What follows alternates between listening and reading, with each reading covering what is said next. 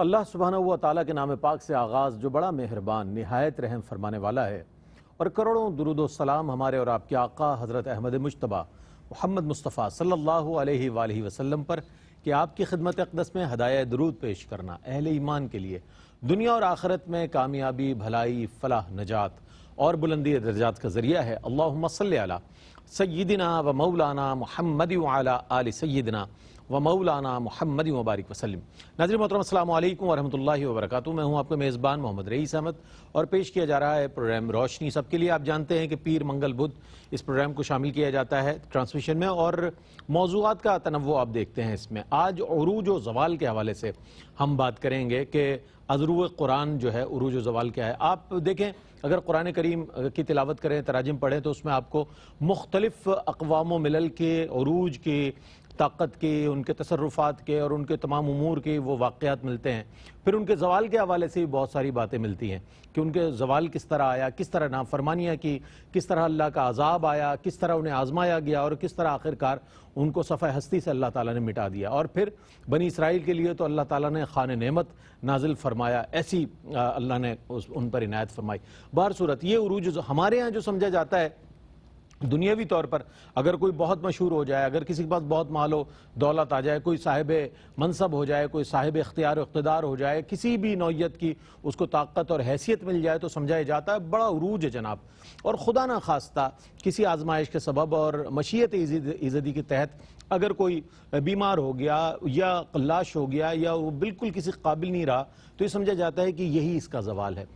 قرآن کریم نے جو فلسفہ دیا ہے عروج و زوال کا، بنیادی طور پر آج اس کے حوالے سے بات ہوگی۔ قرآن کریم کی مختلف آیات بینات میں ہمیں اس کا ذکر مل جاتا ہے انشاءاللہ جب ہم آج پروگرام کریں گے۔ آج اور اس سے منسلک دو پروگرام جو آنے والے پروگرامز ہیں ان میں اسی موضوع کو ڈسکس کیا جائے گا کہ آیا عذرو قرآن جو ہے فلسفہ عروج و زوال ہے کیا، اس کو سمجھنے کی ضرورت ہے۔ اسی حوالے سے انشاءاللہ آج بات کریں گے۔ علامہ مفتی احسن نوید نیازی صاحب ممتاز و معروف عالم دین ہیں، تشریف فرمائیں۔ السلام علیکم ورحمۃ اللہ وبرکاتہ۔ وعلیکم السلام ورحمۃ اللہ۔ اور میرے بائیں جانب تشریف فرما ممتاز و معروف عالم دین علامہ مفتی محمد آصف صاحب، تشریف فرمائیں۔ السلام علیکم ورحمۃ اللہ۔ وعلیکم السلام ورحمۃ اللہ۔ اچھا، اس آیہ مبارکہ سے آغاز کر لیتے ہیں کہ اللہ تعالیٰ ارشاد فرماتا ہے تم ہی غالب رہو گے اگر مومن ہو، یا شرط عائد کر دی، یہ ایک ایسا کرائیٹیریا طے کر دیا قرآن نے، اگر مومن ہو تم ہی غالب رہو گے۔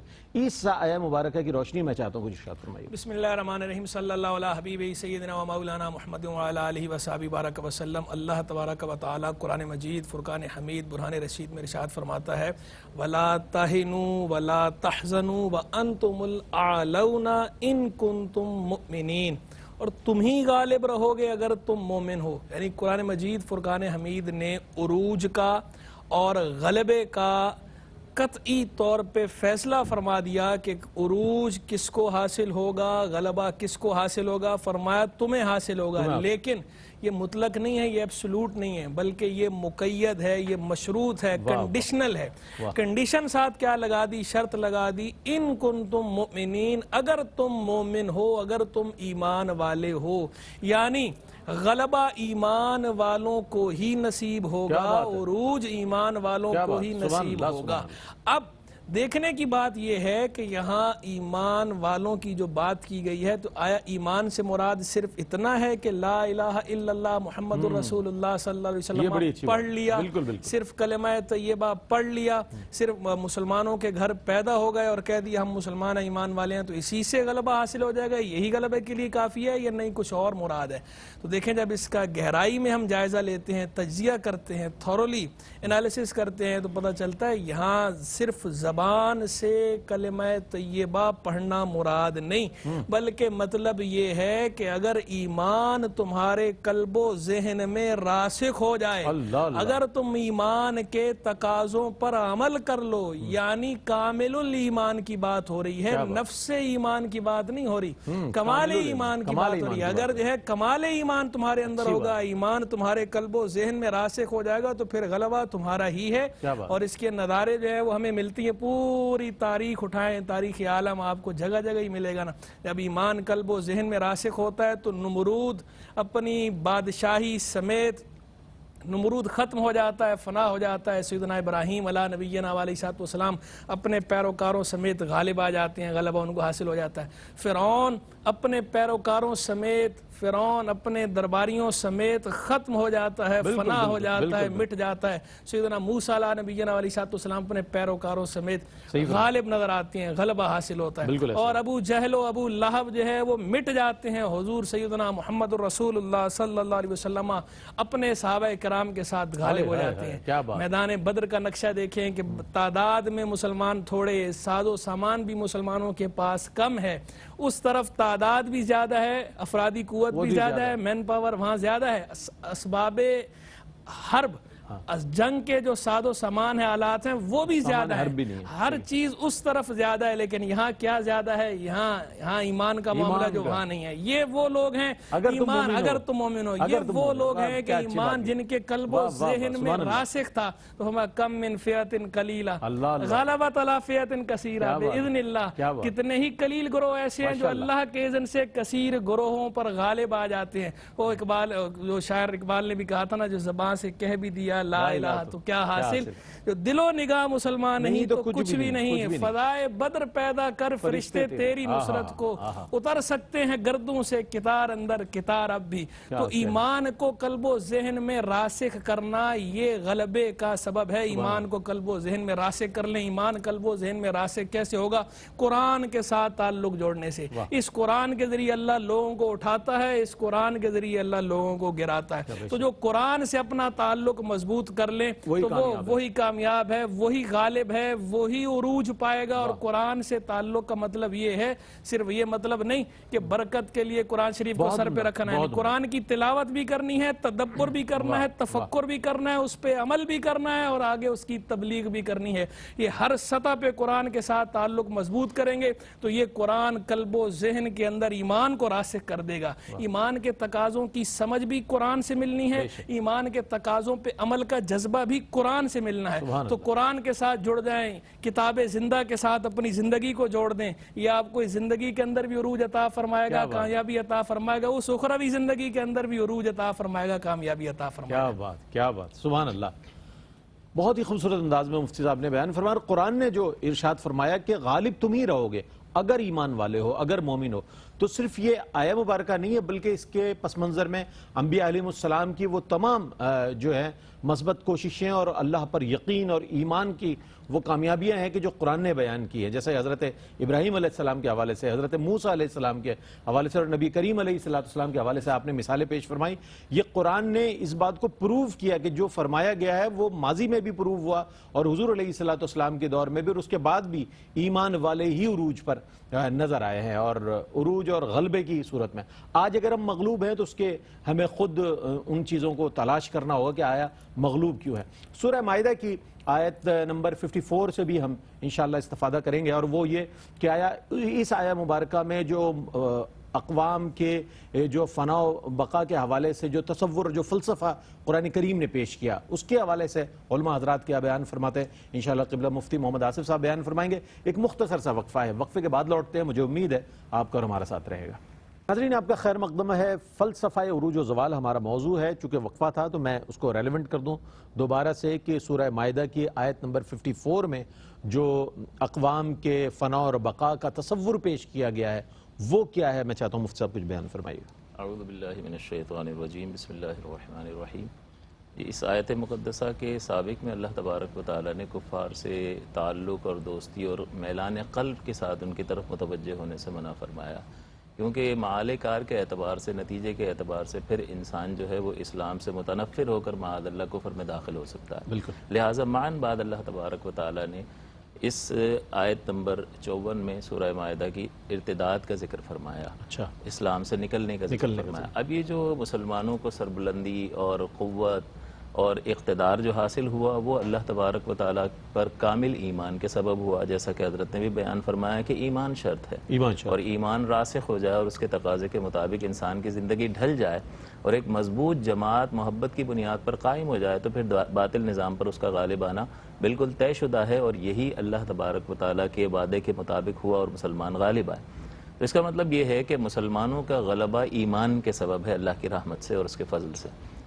اب اگر اس ریزن ہی کو نکال دیا جائے تو پھر لازمی طور پر مغلوبیت ہوگی اور اللہ تعالیٰ ان لوگوں کو لائے گا جو ایمان والے ہیں. بالکل اسی چیز کو اللہ تعالیٰ نے اس آیت مقدسہ میں بیان کرتے ہوئے ارشاد فرمایا یا ایھا الذین آمنوا من یرتد منکم عن دینہ، کہ اے ایمان والو تمہیں جو یہ سربلندی حاصل ہوئی ہے یہ ایمان کی بدولت ہوئی ہے. تو اب اگر تم اس سربلندی کے اور اقتدار کے حاصل ہونے کے بعد کسی غفلت میں مبتلا ہو جاؤ اور ایمان سے صرف نظر کر لو، تو یاد رکھو کہ پھر ہم اسی کو لے آئیں گے جو ایمان والا ہو.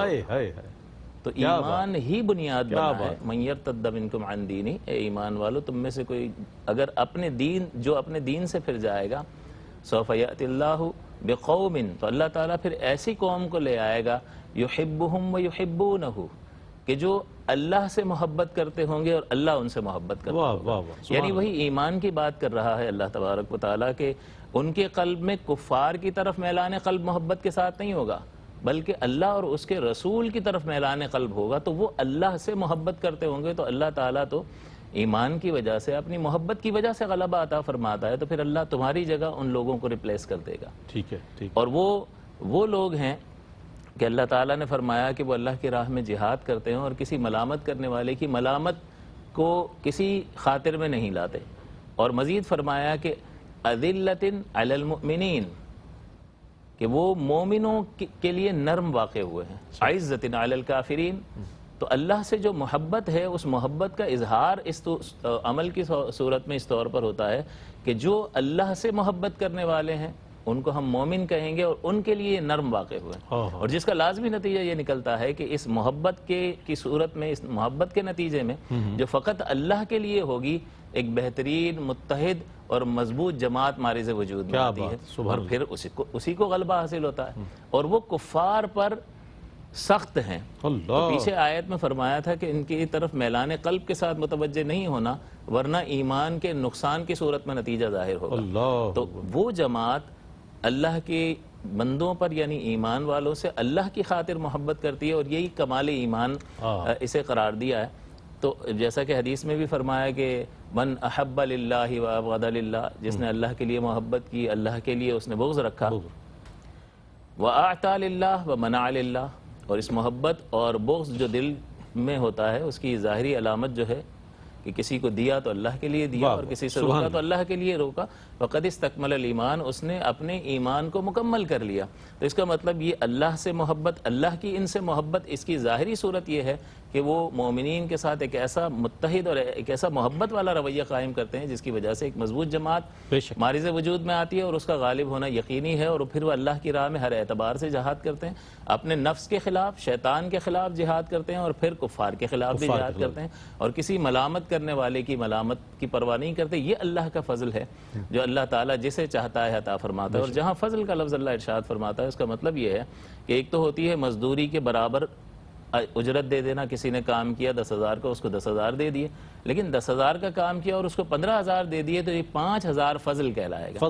تو اللہ تعالیٰ جو فرما رہا ہے کہ تمہاری محبت کا اور تمہارا اللہ کے لیے دوسروں سے محبت کرنے کا نتیجہ اللہ تعالیٰ اپنے فضل کی صورت میں عطا فرمائے گا کہ جتنا تم نے عمل کیا اس سے کئی گنا زیادہ، تمہاری سوچ سے بھی زیادہ اللہ تعالیٰ عطا فرمائے گا. کیسے عطا فرمائے گا؟ اس کے پاس کتنا ہے؟ تو اللہ نے فرمایا واللہ واسع علیم، اللہ تعالیٰ وسعت والا ہے اور علم والا ہے، تمہارے دل کے اخلاص کو بھی جانتا ہے اور اس کے پاس اس قدر ہے کہ وَإِذَا أَرَادَ شَيْئًا أَن يَقُولَ لَهُ كُن فَيَكُونُ، کہ جب وہ ارادہ فرماتا ہے تو فرماتا ہے ہو جا، تو وہ شے ہو جاتی ہے. تو اس کے خزانوں میں کب کمی واقع ہو سکتی ہے؟ تو اللہ کی ان دو صفت کمالیہ پر اگر بندے کا کامل یقین ہو تو پھر محبت اللہ ہی سے ہوگی، اس لیے کہ اللہ کی صفات کمال پر یقین ہونے کی صورت میں بندہ کہے گا کہ اس قدر کمال والا ہے تو پھر اپنے سارے کام بھائی اسی کے سپرد کر دو اور اسی کے ہو کر رہ جاؤ. تو اگر ایسا ہوا تو پھر ہمیشہ ایسے لوگوں کو اللہ تعالیٰ غلبہ عطا فرماتا ہے. ایمان بنیادی شرط ہے، مقصود اور مطلوب جو ہے وہ ایمان ہے. ایک تو ہے ایمان لانا، جیسے بڑی اچھی بات کی، اگر اسی ایمان کے ثمرات کی صورت میں عروج مل جائے اور وہ تمام اختیارات مل جائیں اور پھر انسان گمراہ ہو جائے، ارتداد کی طرف آ جائے، تو پھر اللہ رب العزت نے فرمایا ہم دوبارہ ایک جماعت لے آئیں گے. یہ اس کا اختیار ہے، ان اللہ علی کل شیء قدیر. اچھا، ایک ہے ایمان لانا اور ایک ہے اس پر ثابت قدم رہنا. ثم استقاموا جیسے فرمایا گیا. تو یہ فرمائیے گا کہ ایمان لانے کے بعد استقامت کتنی ضروری ہے کامیابی کے حصول کے لیے. بہت ہی عام سوال ہے ہمارے یہاں. سمجھاتا ہم تو ایمان والے پھر بھی ہمیں کامیابی نہیں مل رہی, لیکن اس پر استقامت کتنی ہے یہ بھی ذرا. لیکن اس بھائی کامیابی دنیاوی ہو یا اخروی ہو, اس کا تعلق دنیا کے ساتھ ہو یا اس کا تعلق دین کے ساتھ ہو, ہر طرح کی کامیابی کے لیے استقامت, ثابت قدمی, مستقل مزاجی بے حد ضروری ہے. آپ دنیاوی طور پر ہی دیکھ لیں, کسب معاش کا معاملہ ہی کیوں نہ ہو, جب تک اس کے اندر مستقل مزاجی نہیں ہوگی, استقامت نہیں ہوگی, تو مطلوبہ ترقی حاصل نہیں ہو پائے گی, مطلوبہ کامیابی حاصل نہیں ہو پائے گی. اسی طرح طلب علم کے معاملے کو دیکھ لیں, چاہے وہ عصری تعلیم ہو چاہے وہ دینی تعلیم, جب تک مستقل مزاجی نہیں ہوگی, استقامت نہیں ہوگی, تو ترقی اور کامیابی حاصل نہیں ہو پائے گی. میرا اپنا تعلق چونکہ درس و تدریس سے, ہم تو یہ مظاہر دیکھتے رہتے ہیں کہ بعض اوقات کچھ طلبہ بہت ذہین ہوتے ہیں لیکن بے پرواہ ہوتے ہیں, چھٹیاں کرتے ہیں, مستقل مزاجی نہیں ہوتی, استقامت نہیں ہوتی, تو وہ اس مقام تک نہیں پہنچ پاتے جس مقام تک انہیں پہنچنا چاہیے تھا, جو ڈیزرو کرتے ہیں. اس کے مقابلے میں بعض ایسے طلبہ ہوتے ہیں کہ جو ان کی طرح ذہین تو نہیں ہوتے لیکن مستقل مزاج ہوتے ہیں, وہ بالکل پنکچوئل ہوتے ہیں اور فوکسڈ ہوتے ہیں, وہ فوکس کرتے ہیں اپنی تعلیم پر. تو وہ اپنی مستقل مزاجی کی وجہ سے, ثابت قدمی کی وجہ سے اس مقام تک پہنچتے ہیں کہ جس تک دوسرے نہیں پہنچ پاتے, اور ان کو جو علم حاصل ہوتا ہے وہ علم نافع ہوتا ہے ان کے حق میں بھی اور امت کے حق میں بھی, دیگر مخلوق کے حق میں بھی اس علم کا نفع حاصل ہوتا ہے, فائدہ حاصل ہوتا ہے, علم نافع ہوتا ہے. تو یہ ہم دنیاوی اس کو دیکھ لیں تو بھی استقامت ضروری ہے, اور دینی معاملے کے لیے تو استقامت بے حد ضروری ہے. بغیر استقامت کے کوئی چارہ کار ہی نہیں. استقامت کی عظمت کا اندازہ یہاں سے لگائیں.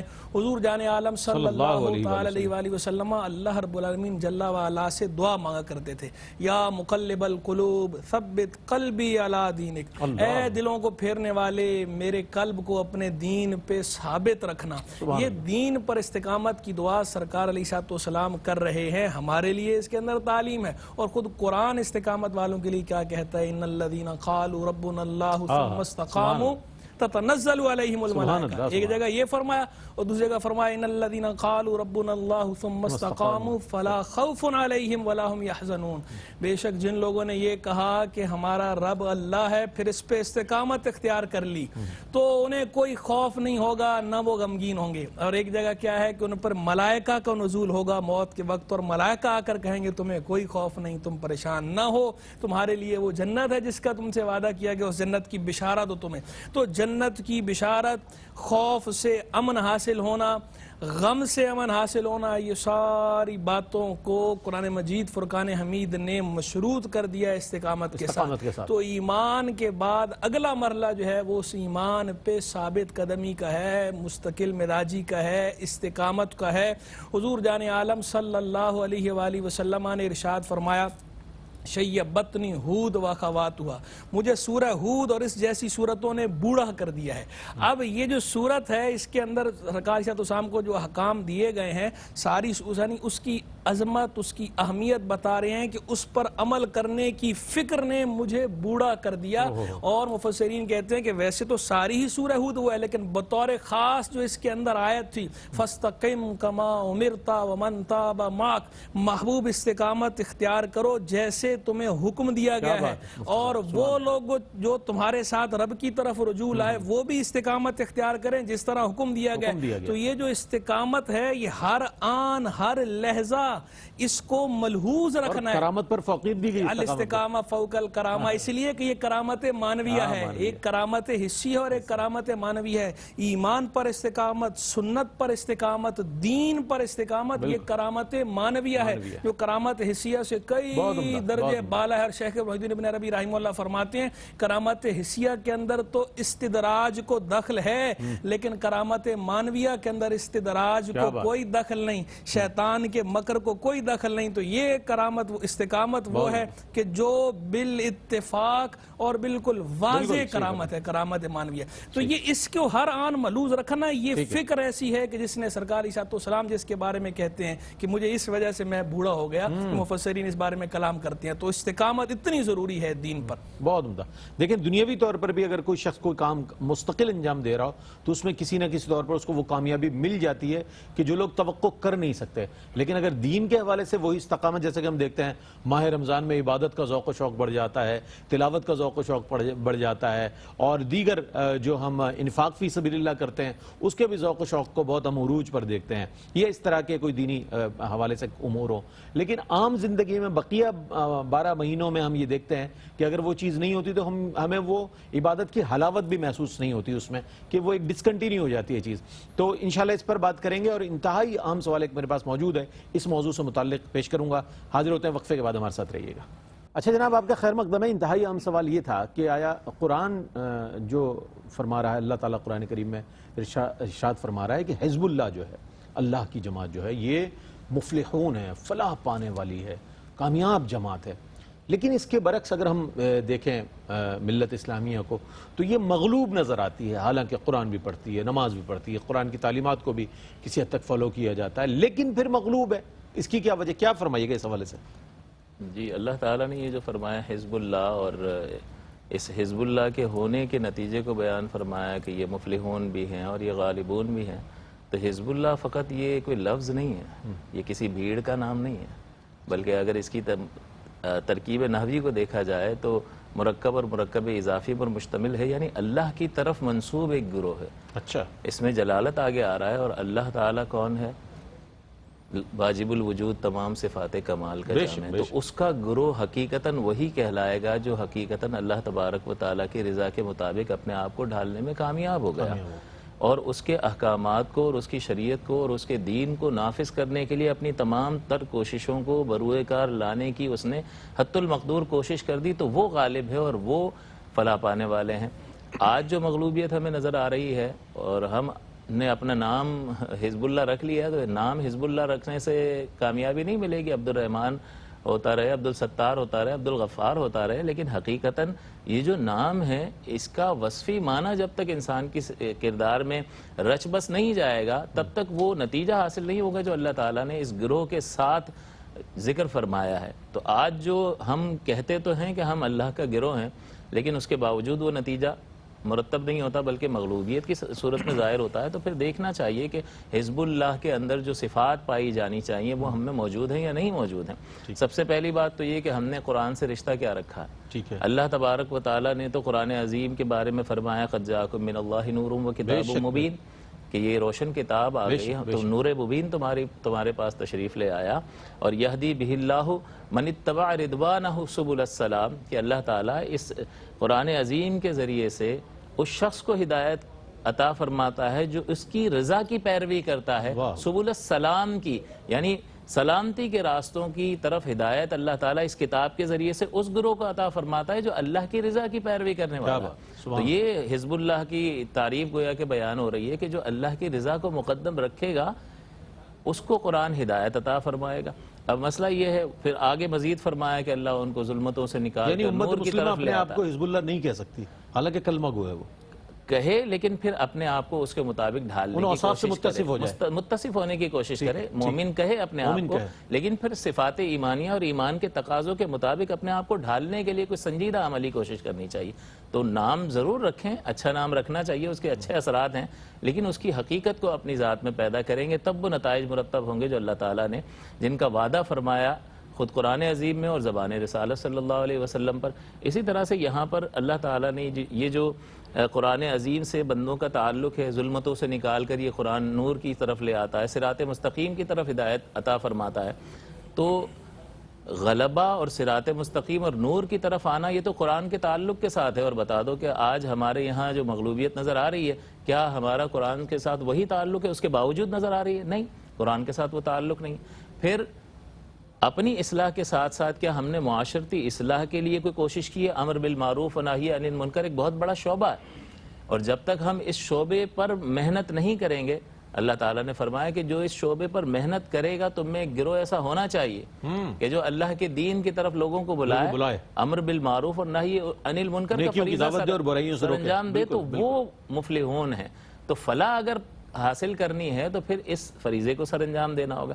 اسی طرح سے امانت داری جو ہے ان اللہ یأمرکم ان تؤدوا الامانات الی اہلہا، اللہ تمہیں حکم دیتا ہے کہ تم جو صاحب امانت ہیں ان کی امانتیں ان تک لوٹا دو.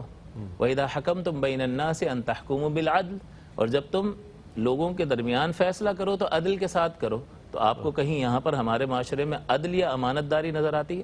اگر ایسا ہوتا تو ملک اس قدر مقروض نہ ہوتا اور اچھا بچہ بننے کے لیے فیٹ آف کی شرائط کو پورا کرنے کے در پہ نہ ہوتا کہ چاہے ہماری فیور میں ہو یا اگینسٹ ہو، بہرحال ہمیں کرنا ہے. تو ہمیں غور کرنا چاہیے کہ حزب اللہ فقط نام رکھنے کا نام نہیں، اسی طرح سے جہاد فی سبیل اللہ کو ترک کر دیا، اسی طرح سے ہمارا مطمع نظر فقط دنیا ہے. بالکل آخرت جو ہے وہ تو پتہ نہیں کہیں معاذ اللہ پیچھے رہ گئی، اور ایسا سوچنے والے لوگ حقیقتاً جو ہے اپنا ہی نقصان کر رہے ہیں. تو یہ مجموعی ایک کردار جو سامنے ہمارا آ رہا ہے، انفرادی اعتبار سے بھی، قومی اعتبار سے بھی، اور جو ہمارے حکمران طبقہ ہے وہ ظاہر سی بات ہے کہ ہم ہی میں سے ہوتے ہیں، ہمارے ہی منتخب کردہ ہوتے ہیں.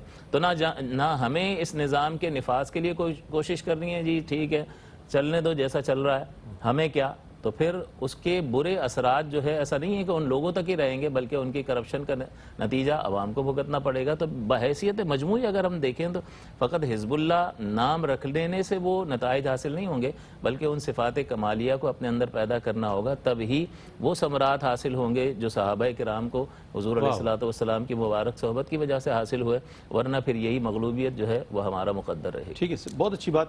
یعنی دو ہی گروہ ہیں، حزب اللہ ہے اور حزب الشیطان ہے. حزب اللہ ظاہر ہے اگر وہ تمام صفات جو مومنین کی صفات قرآن کریم نے بیان فرمائی ہے، اگر وہ اس اہل ایمان طبقے میں، اس گروہ میں، اس جماعت میں شامل ہو جائے تو پھر وہ ثمرات بھی موجود ہیں کہ جس کے لیے قرآن کریم نے ارشاد فرمایا. اچھا، اب ہم یہ بھی جاننے کی کوشش کریں گے، لوگ کہتے ہیں کامیابی اس کا حصول، یہ خواہش رکھنا، یہ اس کے حوالے سے یہ کیا ہے؟ میں جاننا چاہتا ہوں. یہ اس کے لیے کوشش، جو ایفرٹ ہے وہ بہت ضروری ہے، کیونکہ ہمارے یہاں ہے کہ خواہشات بہت رکھی جاتی ہیں، کوشش نہیں کی جاتی، ایفرٹ نہیں کی جاتی. تو اس فلسفے کو آپ کس نظر سے دیکھتے ہیں اور کیا بیان فرمائیں گے؟ قرآن کا اس حوالے سے کیا دیکھیں، ایفرٹ کو تو آپ کامیابی کے حصول کے سے مائنس کر ہی نہیں سکتے. اگر کامیابی حاصل کرنا چاہتے ہیں تو کوشش، ایفرٹ یہ تو بہت زیادہ ضروری ہے. یہ تو ٹھیک ہے کامیابی من جانب اللہ ہی ہوتی ہے، لیکن دنیا عالم اسباب ہے، اس کے اندر ہمیں اسباب اختیار کرنے کا حکم ہے، کوشش کا حکم ہے. خود قرآن مجید فرقان حمید برہان رشید کیا فرماتا ہے؟ لیس للانسان الا ما سعی، انسان کے لیے وہی ہے جس کی اس نے کوشش کی. جو کوشش کی انسان نے وہی ہے. اور قرآن جو کوشش نہیں کرتے وہ کہتے ہیں ہم توکل کر رہے ہیں. توکل اس چیز کا نام نہیں کہ اسباب تساہل کو توکل کا نام دے رہے ہیں. یہ تساہل کو توکل کا نام دینا غلط ہے. توکل اسباب ترک کرنے کا نام نہیں ہے. توکل نام ہے اسباب پہ بھروسہ ترک کرنے کا. اسباب تو اختیار کرنے ہیں، لیکن اسباب اختیار کر کے بھروسہ اسباب پہ نہیں کرنا، وہ خالق کے اسباب پہ کرنا ہے. جیسے وہ جو حضور نے فرمایا تھا، صحابی نے پوچھا تھا نا کہ یا رسول اللہ میں اونٹنی باندھوں یا چھوڑ دوں، توکل کروں اللہ پہ، تو کیا فرمایا تھا کہ قید و توکل، اور بعض میں ایک قلہا و توکل، کہ پہلے سے باندھو پھر توکل کرو. یعنی یہ بتا دیا کہ توکل کا معنی یہ ہے ایفرٹ کرنی ہے، کوشش کرنی ہے، سبب اختیار کرنا ہے، لیکن اس کے بعد بھروسہ سبب پہ نہیں کرنا، بھروسہ خالق کے سبب پہ کرنا ہے، بھروسہ اللہ ہی سے کرنا ہے، اور دعا بھی اللہ ہی سے مانگنی ہے. السعی منی والاتمام من اللہ، کوشش میری طرف سے اور اس کی تکمیل اللہ رب العالمین جل مجدہ کی طرف سے. تو بھروسہ جو ہے وہ اللہ پر کرنا چاہیے، اسباب پہ نہیں کرنا چاہیے. لیکن اسباب اختیار بہرحال کرنے ہیں، کوشش بہرحال کرنی ہے. دیکھیں قرآن مجید فرقان حمید کیا کہتا ہے؟ چیزوں کو سمجھانے کا ایک انداز ہوتا ہے نا. ایک انداز یہ ہے کہ اسی چیز کو بتا دیا جائے، اور ایک یہ ہے کہ اس کی ضد کو بتا دیا جائے تاکہ یہ واضح ہو جائے. تعرف الاشیاء باضدادھا، کہ چیزیں پہچانی جاتی ہیں اپنی ضدوں سے. تو قرآن کے کامیابی کے مقابلے میں کیا ہے؟ خسارہ. فلاح ہے اور اس کے مقابلے میں خسارہ ہے. تو قرآن خسارے کے بارے میں کیا کہتا ہے؟ والعصر ان الانسان لفی خسر، زمانے کی قسم انسان بے شک انسان ضرور خسارے میں. پھر آگے بتا خسارے میں کون نہیں ہے، استثناء کیا، ایکسیپشن، الا الذین آمنوا وعملوا الصالحات، اگر وہ لوگ کہ جو ایمان لائے اور نیک عمل کیے. اور کیا فرمایا؟ وتواصوا بالحق اور ایک دوسرے کو حق کی تلقین کی، وتواصوا بالصبر، اور ایک دوسرے کو صبر کی تلقین ایمان کے ساتھ جو ہے عمل صالح کو بالکل عمل صالح کو ملا کے بتایا۔ یہ عمل صالح کیا ہے؟ کوشش۔ حق کی تلقین ایک دوسرے کو کرنا کیا ہے؟ کوشش، ایفرٹ۔ صبر کی ایک دوسرے کو تلقین کرنا یہ کیا ہے؟ کوشش۔ اور ایمان کے طرف جانا یہ بھی تو ایفرٹ ہے نا، کوشش ہے۔ ایک تو اللہ کی طرف سے دل میں اتر جانا ہے، اور ایک ہے کہ بندے کا اس کی طرف مائل ہونا، بندے کا وہ اسباب اختیار کرنا، یہ کوشش ہی ہے۔ تو خسارے سے وہی بچیں گے کہ جو یہ کوششیں کریں گے۔ دوسری جگہ سورہ مومنون اٹھائیں، قد افلح المؤمنون، تحقیق فلاح پا گئے ایمان والے۔ کون سے ایمان والے؟ آگے ان کی صفات بیان کی۔ وہ ساری جو صفات آگے بیان ہوئی ہیں وہ ساری کوشش ہی تو ہیں، وہ ساری ان کی ایفرٹس ہی تو ہیں۔ تو اب وہ ساری چونکہ کافی طویل ہیں، پروگرام کا وقت مختصر ہوتا ہے، اس میں ہم ساری تو نہیں بیان کر سکتے، لیکن اس میں سے ایک کی طرف میں ضرور اشارہ کرنا چاہوں گا، والذین ہم عن اللغو معرضون، وہ لوگ کہ جو لغو سے اعراض کرتے ہیں، جو فضول سے بچتے ہیں۔ یہ فضول سے بچنا بھی ایفرٹ ہے نا۔ تو آج ہم اپنے اوپر غور کر لیں کہ ہم کامیابی کی تمنا تو کرتے ہیں، لیکن آیا ہم فضول سے بچتے ہیں یا نہیں بچتے؟ تو سب سے بڑھ کر تو یہ کہ جو فضولیات ہیں وہ تو اپنی جگہ ہیں ہی ہیں، سب سے بڑھ کر جو آج کل جو ہے یہ فضولیات کا جو آلہ ہے یہ موبائل، کہ اس موبائل کے اندر جو ہر وقت لوگوں کا لگے رہنا، اپنے گھر والوں کی فکر نہ ہونا، اپنے کاموں کی فکر نہ ہونا، نمازوں کی فکر نہ ہونا، جو اپنے دنیاوی فرائض ہیں ان کی فکر نہ ہونا، جو دینی فرائض ہیں ان کی فکر نہ ہونا، ہر وقت اسی موبائل ہی کے اندر مصروف رہنا، یہ کتنا لو کے اندر، لغو سے اعراض فرمایا تھا نا، یہ اعراض نہیں ہے، لو کے اندر اشتغال ہے۔ اچھا، ہمارے ناظرین تو یہ سمجھ رہے ہوں گے موبائل کے فضائل بیان کریں گے، موبائل کے رذائل بیان ہو رہے ہیں۔ یہ موبائل تو ہے ہی ایسے، حقیقت میں تو یہی ہے، جو فضیلت جو اس کے مثبت استعمال کرتا ہے، جو اس کو فائدے کے لیے استعمال کرتا ہے، بقدر ضرورت استعمال کرتا ہے، اس کی تو خیر بات ہی نہیں ہو رہی، وہ ایک الگ بات ہے۔ لیکن جو عمومی بات ہو رہی ہے کہ عام طور پر اس کا استعمال غلط ہوتا ہے، لوگ غلط استعمال کرتے ہیں، لغو کے اندر استعمال ہو رہا ہے۔ اور قرآن تو یہ کہہ رہا تھا کامیابی کے لیے، کامیابی وہ ایمان والے پائیں گے جو لغو سے اعراض کرنے والے ہیں، جو لغو سے بچنے والے ہیں، جبکہ یہاں لغو پہ اشتغال ایسا رکھ رہے ہیں کہ ایسے لگتا ہے کہ موبائل کے بغیر زندگی ہی نہیں ہے۔ اور پھر اس کے بعد جو ہے تمنا کو کامیابی کی اس طرح کی ہے کہ جیسے صحابہ کرام رضوان کو غلبہ حاصل ہوا، جیسے انہیں کامیابی حاصل ہوئی، جیسے اہل بیت کو حاصل ہوئی، تو اس طرح کی کامیابی، اس طرح غلبہ ہمیں مل جائے۔ اوصاف ہم نے وہ والے پیدا نہیں کرنے، قرآن سے ہم نے جڑنا نہیں ہے۔ وہ کیا اقبال نے کہا تھا، وہ معزز تھے زمانے میں مسلمان ہو کر، اور تم خار ہوئے تارک قرآن ہو کر۔ تو جب تک قرآن سے نہیں جڑیں گے، ہاں کوئی اللہ کا بندہ اگر موبائل کے اندر قرآن پڑھتا ہے، کوئی اللہ کا بندہ موبائل میں تفسیر پڑھتا ہے، کوئی اللہ کا بندہ موبائل میں حدیث پڑھتا ہے، کوئی اللہ کا بندہ موبائل سے حصول علم کرتا ہے، تو وہ تو سبحان اللہ کیا بات ہے۔ لیکن جو ایسا نہیں کر رہے، وہ لو کے اندر جو ڈوبے ہوئے ہیں ان کی بات ہو رہی ہے۔ تو کامیابی ایسے حاصل نہیں ہوگی۔ قرآن نے دونوں جگہ بتا دیا، ایک جگہ ضد کے ذریعے بتایا، خسارے کے ذریعے، اور دوسری جگہ جو خاص کامیابی کے بارے میں اوصاف بیان کر دیے، وہ 10 اوصاف بیان کیے ہیں۔ ناظرین سے میں کہوں گا مجھ سمیت ہر بندہ غور کرے، قرآن اٹھائے، قرآن کھولے، سورہ مومنون کی وہ آیات پڑھے، پڑھ کے غور کرے کہ میرے اندر یہ اوصاف پائے جاتے ہیں یا نہیں پائے جاتے۔ اگر پائے جاتے ہیں تو پہلے اللہ کا شکر ادا کریں اور پھر استقامت کی دعا مانگیں، اور اگر نہیں پائے جاتے تو اللہ کے حضور توبہ کریں اور اپنے اندر وہ اسباب پیدا کرنے کی کوشش کریں، وہ اسباب اختیار کریں تاکہ ہمیں کامیابی حاصل ہو۔ اور سورہ بقرہ کی ابتدائی آیات کو بھی پڑھیں جہاں اولئک ہم المفلحون فرمایا گیا، اس سے پہلے جو اوصاف بیان ہوئے ان اوصاف کو بھی پڑھیں اور وقتاً فوقتاً اپنا محاسبہ کرتے رہیں، اس پہ غور کرتے رہیں تاکہ کامیابی حاصل ہو سکے۔ اچھا، ہم عہد موجود سے اس کو ریلیونٹ کر دیتے ہیں۔ وہ یہ کہ آج کل سمجھایا جاتا ہے کامیابی کے لیے کوئی موٹیویشنل اسپیکر ہو، وہ بڑی ایسی باتیں بتائیں اور بڑی کہانیاں سنائیں، بڑے واقعات سنائیں، جناب ہم موٹیویٹ ہوئے۔ قرآن جو اتنی چیزیں بیان فرما رہا ہے، قرآن سے ہم دور نظر آتے ہیں۔ قرآن نے جو فلسفہ عروج و زوال دیا اس سے بالکل نابلد نظر آتے ہیں۔ کسی کہنے والے، کسی مقرر یا کسی بات سے ہم اتنا انسپائر ہو جاتے ہیں۔ کیا وجہ ہے؟ ہماری قرآن سے وہ رہی نہیں وابستگی یا اس سے تعلق نہیں رہا، جبکہ قرآن میں تمام عروج و زوال کے فلسفے موجود نظر آتے ہیں۔ جی، قرآن عظیم کو جب پڑھیں گے اور اس کی اہمیت کسی کے ذریعے سے واضح اور آشکار ہوگی تو اس کی طرف قلب مائل ہوگا، اور پھر جب وہ چیزیں میلان قلب کی وجہ سے اس کے قریب ہوگا تو راز افشا ہوگا۔ لیکن اس کے لیے ضروری ہے کہ انسان جو ہے وہ یہ غور کرے کہ وہ زمین پر اللہ کا خلیفہ ہے۔ وہ فقط کھانے پینے اور ازدواجی تعلق قائم کرنے، بڑے گھروں میں رہنے اور بڑی گاڑیوں میں گھومنے کے لیے نہیں آیا۔ یہ تو مطلب کھانا پینا اور نکاح جو ہے یہ تو حیوانات بھی کر رہے ہیں، تو پھر اس میں اور انسان میں امتیاز کیا ہے؟ وہ اللہ کا خلیفہ ہے۔ اور پھر وہ اس اعتبار سے عقل و شعور کی روشنی میں جب غور و تفکر کرتا ہے تو ایک باعث پیدا ہوتا ہے جو شوق اللہ پیدا کرتا ہے، اللہ سے ملاقات کا شوق پیدا کرتا ہے، وہ اللہ تعالیٰ کی نعمتوں کا تصور، اپنا وجود اور بہت ساری نعمتیں جو اللہ کی طرف سے ہمیں حاصل ہیں۔ تو جب یہ نعمتیں، ان کا تصور انسان کے ذہن میں اجاگر ہو جائے تو پھر وہ یہ کوشش کرتا ہے کہ اس کا شکریہ ادا کیا جائے، اور پھر جو ہے اس باعث کی وجہ سے انسان اس کی ہدایت کی طرف آتا ہے اور پھر قرآن کے قریب ہو کر نور علی نور کی طرف بڑھتا ہے اور اس کا قلب قرآن کی معرفت سے منور ہوتا ہے۔ تو اس باعث کی طرف توجہ کرنی چاہیے کہ اللہ نے مجھے بیکار نہیں بنایا اور میں اللہ کا خلیفہ ہوں اور میں دیگر مخلوق سے ممتاز ہوں اور مجھے اللہ نے اشرف بنایا۔ کیا پیغام دیجیے گا آج کی اس موضوع کے حوالے سے؟ انتہائی اہم موضوع ہے فلسفہ عروج و زوال، کیا فرمائیے؟ دیکھیں پیغام تو یہی ہے، پیغام قرآن ہے، قرآن مجید، فرقان حمید، سارے کا سارا جو ہے وہ پیغام ہے۔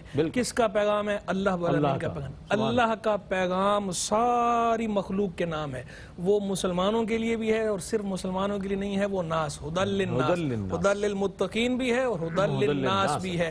ہر انسان کے لیے قرآن مجید، فرقان حمید اس کے خالق کی طرف سے خالق کا پیغام ہے۔ تو بس خالق کے پیغام کے ساتھ جڑ جائیں، خالق کے پیغام کے ہوتے ہوئے اور کسی کے پیغام کی حاجت ہی نہیں پڑنی، تو اللہ کے کلام سے جڑیں اور اسی طرح جڑے جیسا کہ میں نے شروع میں کہا کہ تلاوت کا تعلق بھی ہونا چاہیے، اس کے بعد تدبر اور تفکر کا تعلق بھی ہونا چاہیے، پھر اس کے بعد اس پہ عمل کا تعلق بھی ہونا چاہیے اور پھر آگے اس کی تبلیغ کا تعلق بھی ہونا چاہیے۔ ہر سطح پہ قرآن کے ساتھ یہ ساری سب قرآن کے حقوق ہیں جو امت پر لادے۔ بہت اچھی بات مفتی صاحب، بہت شکریہ ادا کروں گا آپ کی تشریف آوری کا۔ مفتی صاحب آپ تشریف لائے۔ ناظرین محترم، آج فلسفہ عروج و زوال کے حوالے سے بات ہوئی، ازرو قرآن ہم نے بات کی آج کہ آیا غلبہ انہی کو ملے گا کہ جو ایمان والے ہیں۔ پھر یہ کہ سورہ مائدہ کے حوالے سے بھی اقوام کے عروج و زوال کے حوالے سے، فنا و بقا کے حوالے سے بات ہوئی۔ پھر یہ کہ ایمان لانا کافی نہیں ہے بلکہ اس پر استقامت جو ہے کتنی ضروری ہے، یہ بھی بات ہوئی۔ پھر حزب اللہ کی جو خصوصیات ہیں، جن کے لیے ثمرات ہیں، جن کے لیے کامیابی ہے، جن کے لیے فلاح ہے، تو فوز و فلاح کا جن کے لیے ذکر کیا وہ بھی آج۔ پھر ایفرٹ لیس لوگ یہ کرتے ہیں کہ جناب ہم تو سب کچھ ہے، اہل ایمان بھی ہیں، سب کچھ کرتے ہیں، عبادت بھی کرتے ہیں، لیکن اس کے باوجود وہ کامیابی حاصل نہیں ہو رہی۔ اس لیے نہیں حاصل ہو رہی کہ آپ اس میں ایفرٹس نہیں کر رہے ہیں، اور کہتے ہیں نا کہ حرکت میں برکت ہوتی ہے۔ آپ قدم بڑھائیں، اللہ تعالیٰ آپ کے لیے کامیابی کے راستے کھولے گا۔ اور فلسفہ عروج و زوال کے حوالے سے کل بھی انشاءاللہ اسی موضوع کو کنٹینیو کریں گے، مجھے امید ہے آپ کا اور ہمارا ساتھ رہے گا۔ کل تک کے لیے اپنے میزبان محمد رئیس احمد کو اجازت دیجیے، اللہ حافظ۔